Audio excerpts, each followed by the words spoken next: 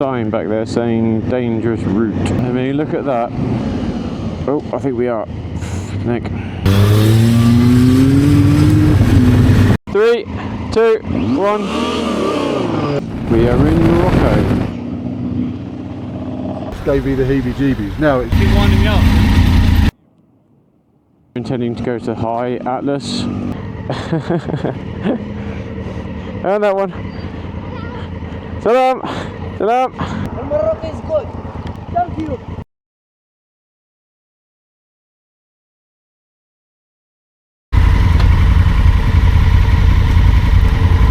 So we just stayed in this hotel last night. Arrived about 11:30 from what was supposed to be a couple-hour ride to a campsite for about 3. Turned into not a campsite. Then it took about 3 or 4 hours crossing a mountain trying to find something, and this was this. So we eventually arrived at about 11:30. No, 10:30. Just now going to continue on down towards Issaguen, which is 10 hours, which we won't do in a day, although we have done a 9-hour trek before. So that hotel, that was for 2 rooms, 1 twin and 1 with a double, was 800 dirham, which is about 80 euros for 2 rooms. So what, 70 quid for 3 of us to stay. And then a meal is about 7 quid, 7 to 10 pound. I think a burger is like a couple of quid. So food and accommodation is very cheap. Oh, and then we woke up with a 5:30 this morning with the call to prayer through the speakers. That was a nice alarm call. Interesting though. I mean, it's just interesting just to be right in the depths of this part of Morocco, where it's as rugged as it can get, really. But it's cool. Snow. Where's it? There's a snow-capped mountain somewhere around here. So 7 degrees this morning, and we are just going to pick a. We're just going to pick a fast road down to Issaguen. As generally stick to it. Probably will end up wild camping again. Well, not wild again, but wild camp tonight. And then get to Issaguen, because we're quite limited on time, and Morocco is bigger than what we thought, which is fine. And it's just as long as we just keep riding, but we're not going to be able to probably do everything we planned, because we've got a week here, and then it's 3 days down to Issaguen, and then obviously better start then basically heading our way back. So it is cold. Hopefully it'll warm up.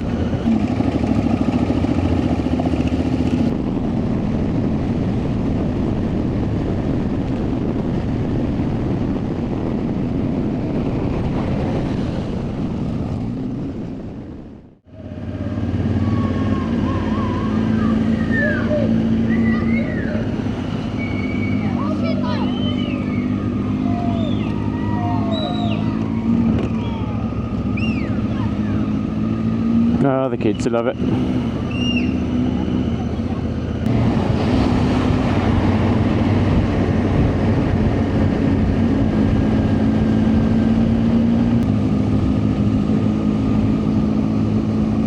So that guy overtook us just to drop his kids off there. And now he'll probably overtake us again. They don't overtake because they're being aggressive. Well, they just overtake because they just overtake. They just ride like drive. They're not being rude or anything. It's just the way they are.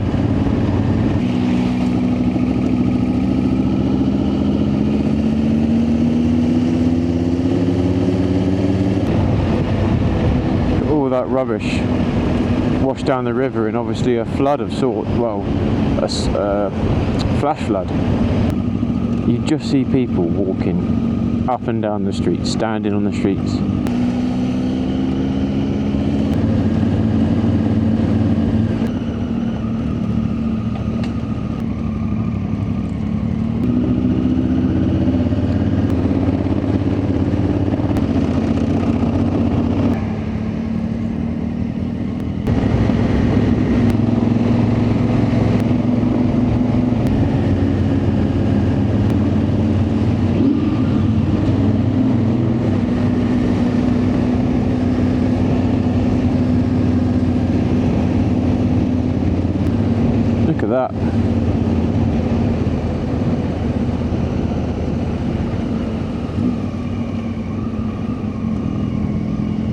So just past the sign back there saying dangerous route.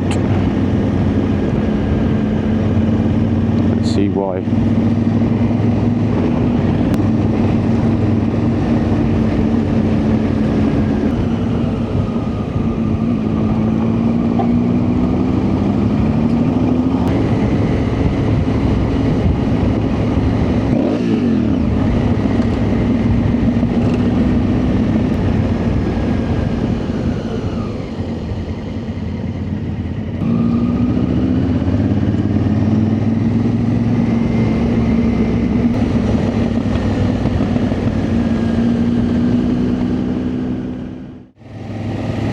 Look at the sheer size of these mountains, they're just endless.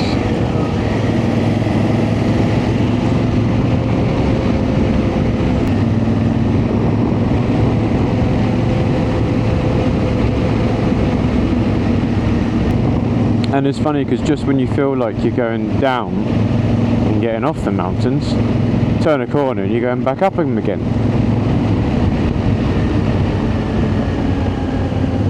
Here we are, going back up.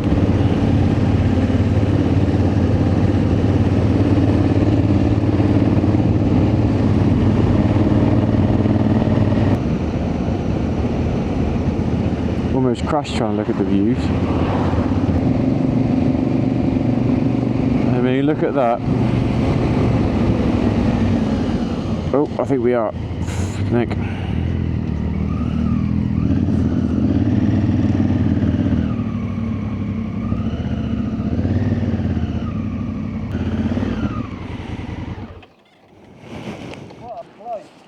Yeah, I know. Dan, do your adventure driver pose.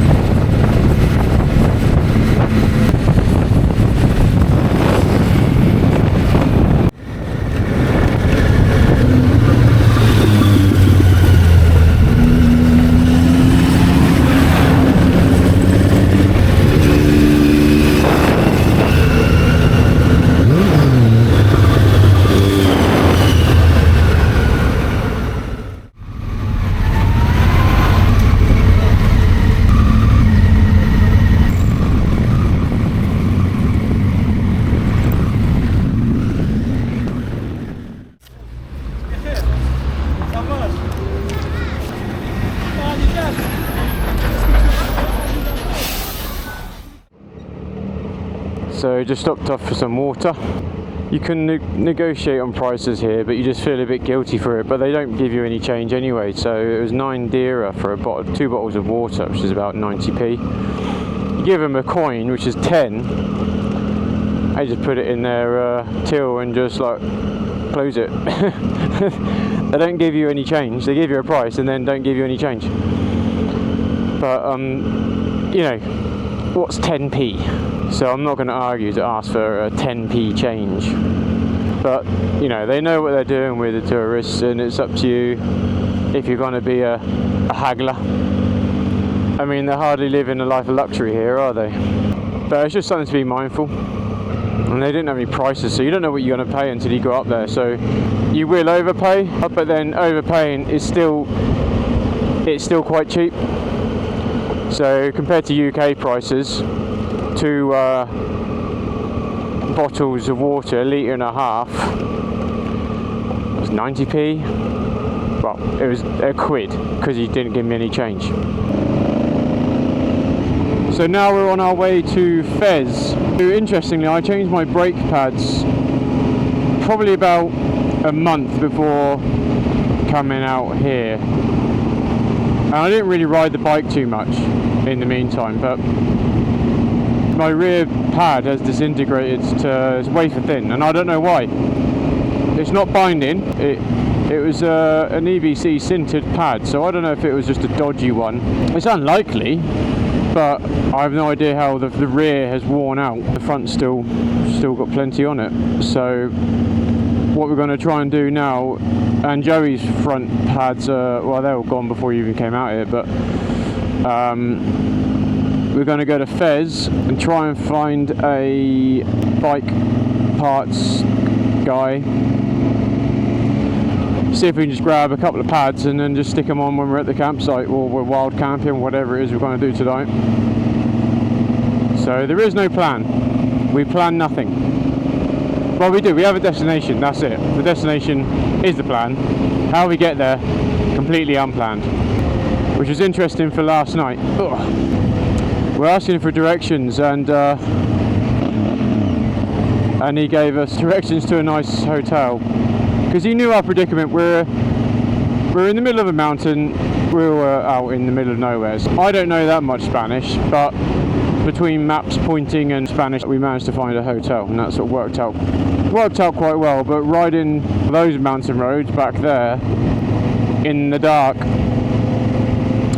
till about 10:30 was something else. It's big. It takes a lot longer than what you think when you're looking on a map. The roads aren't the sort of roads that you want to go tearing down, because they're sheer drops, a sheer cliff edge either side. So, and then everyone drives in the middle of the roads. It was good fun, but we kind of had the right bikes for it, because you had to go on a lot of gravel. The tarmac would just end and it'd be gravel. Yeah, a road going bike wouldn't have fared too well. Because it is, and the potholes, you know, you got some that, you know, could lose your whole bike in it.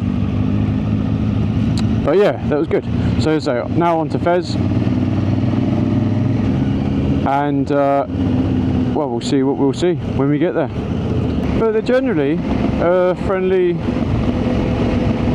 bunch. But there's just a lot of sitting and standing on the side of the road. I mean, in the mountains, that's all they've got is a house and then the road, and so I guess it's their place to be social. But there's always people just, you know, miles from a village, just walking on the road. They're just all over just everywhere.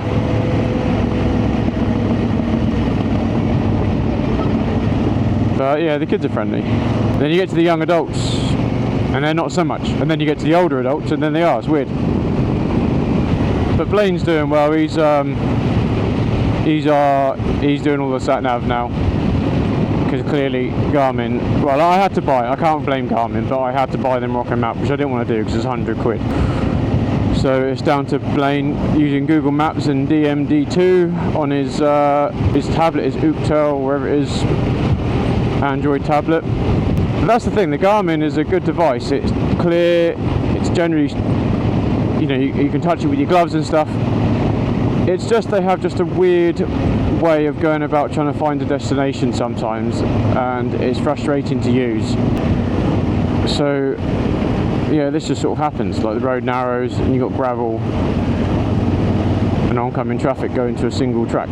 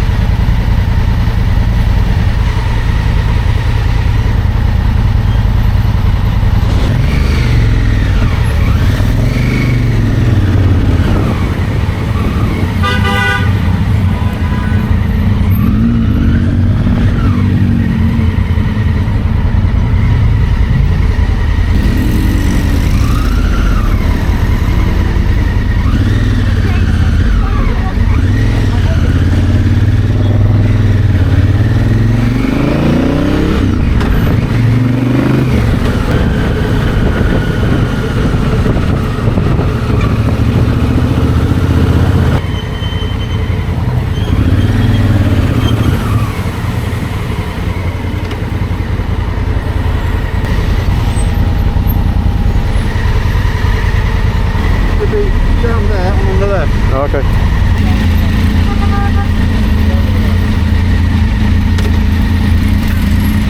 What's that guy want? He's winding me up. Talking about hotels all the time. Oh, right. He'll be back around in a minute.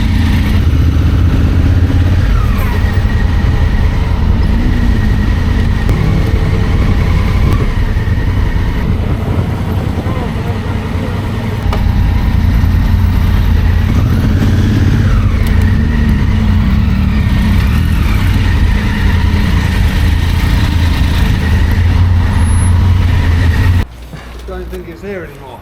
That's where. They look like a bike shop further up though. Okay. You guys want to walk on here? I'll watch the bikes. So, in case he doesn't know what it is,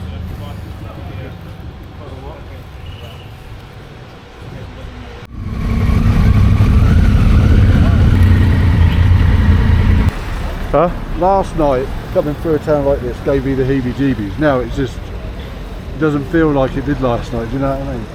Yeah, but the other towns were kind of a little bit more rough than We were in a yesterday. different area, weren't we? Yeah. Yeah, I mean obviously this feels a little bit more do you want this or no?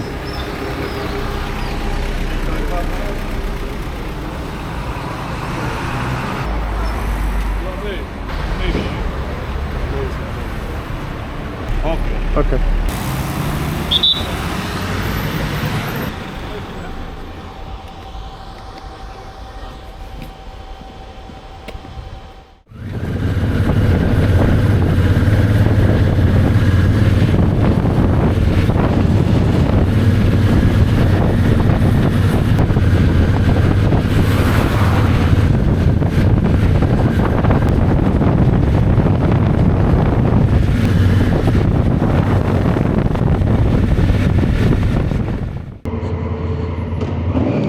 So that's a nice old lake. Oh, Joey's down. High fives, high fives. Oh, brutal.